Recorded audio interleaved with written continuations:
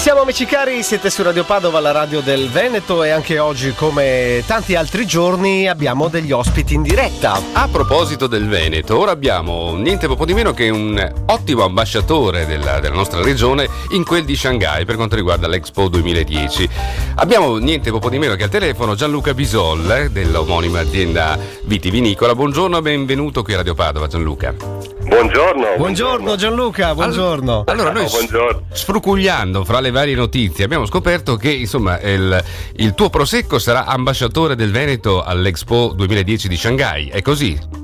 È così, cercheremo di abituare i cinesi a bere quotidianamente il prosecco come facciamo da tanto tempo. Mi pare cosa buona, bella e giusta. Allora, ma tra l'altro questo prosecco ha anche un nome particolare, no? Molto, molto veneto.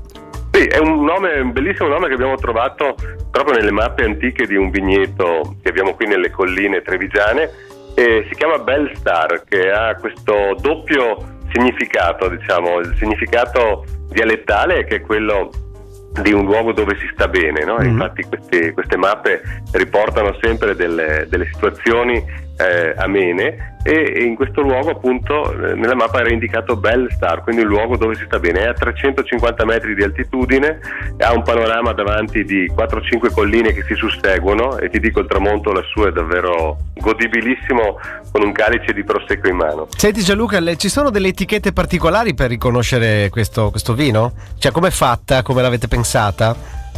Guarda, l'etichetta è davvero simpatica perché è molto semplice e pulita, c'è la scritta Belle Star davanti, prosecco, DOC, ed ha la forma delle carte trevigiane, dell'asso di denari, porta anche bene. Però mi pare che ad esempio in occasione dell'Expo di Shanghai ne fate una speciale, se non sbaglio.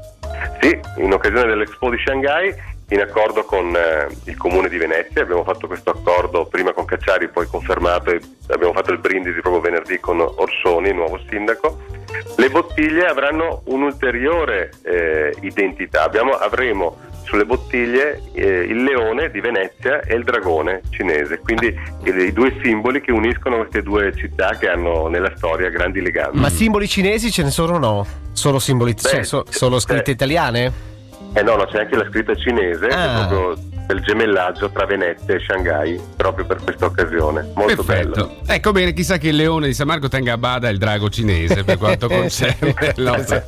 Bene, complimenti allora per questa investitura, questo prosecco della famiglia Bisol, il Belle Star, che è stato nominato, sarà il prosecco ufficiale, giusto? Sì, ogni giorno è proprio ufficiale, siamo prosecco ufficiale del padiglione Venezia all'interno di Shanghai, quindi dal 1 maggio al 31 ottobre, 180 giorni che prevedono addirittura l'arrivo di 80 milioni di cinesi a visitare questi. E mai più come 80 milioni di cinesi, insomma, che e soprattutto secondo me in questa occasione è d'obbligo dire cin cin. Sì, grazie. Era un rigore a porta vuota, c'è poco da fare. Complimenti a Gianluca Bisol. Complimenti. Arrivederci. Arrivederci Gianluca.